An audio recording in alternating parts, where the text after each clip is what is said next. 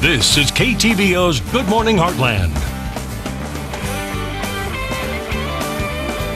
And welcome back. It's springtime, and that means spring cleaning, and it's tax season. And if you are a homeowner or own property, it can be a very busy time of year for you. So this morning we have Linda Ranson from Pickle Abstract Company to break it all down for us and to let us know what we need to know during this time of year. How are you doing? I'm doing well, thank you.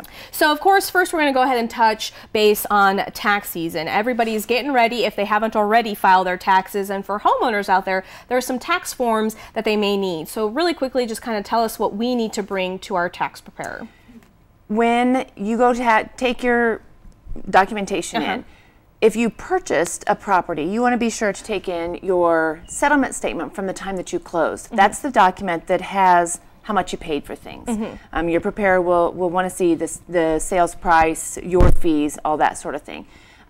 If you sold a property, you need to take in what is called your 1099. We send those out at the end of the year, just after the first of the year, to anybody who sold a property. That tells your sales, and then you take in your settlement statement again, and it shows your proceeds.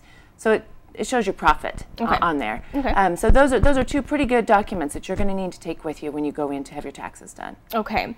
Now let's go ahead and talk about spring issues. Now is the time of year where a lot of people are starting to work on their yards, and maybe wanting to upgrade their yard work with maybe fences or tree lines. Let's talk about that, because when it comes to property lines, a lot of people may have questions, and they actually kind of come and ask you where their property line is, correct? Yeah, we do have that. People get out, start meeting their neighbors again. Maybe they're new to the neighborhood, that sort of thing. Not exactly sure which bushes belong to who, and so kind of a sticky situation if you start trimming your neighbor's bushes. So sometimes there's arguments. You have to live next to one another. So people come in and want to get a copy of their deed. They want to see exactly what their legal description is and where their property lies. This time of year, there's a lot of requests for survey, so that people know exactly where that line is, so that they can tell their fence person where to put the fence that they're going to have put in, or to line out about the bushes and the trees and trimming and that sort of thing. And let's talk about easement. How does easement play a role in when it comes to maybe tree trimming or property line, or maybe like you said with bushes or fences? Does that play a role in anything?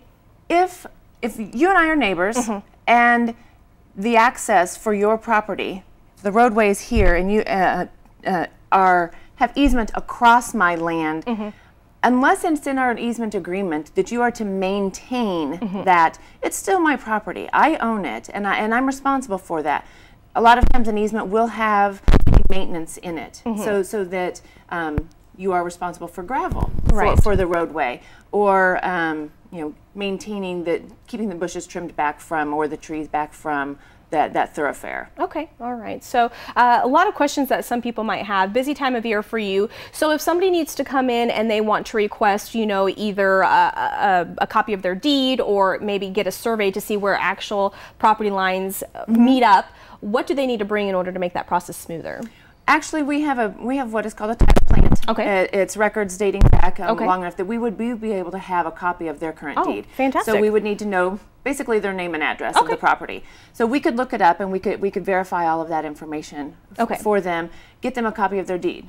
We do not do the surveys, but we can give them some phone numbers of 2 or 3 places in the area that can do that, 4 or 5 maybe, so they can make a decision based on their facts and their investigation within the survey company. Okay, perfect. So what we'll do is we'll post everything on our website at ktvo.com.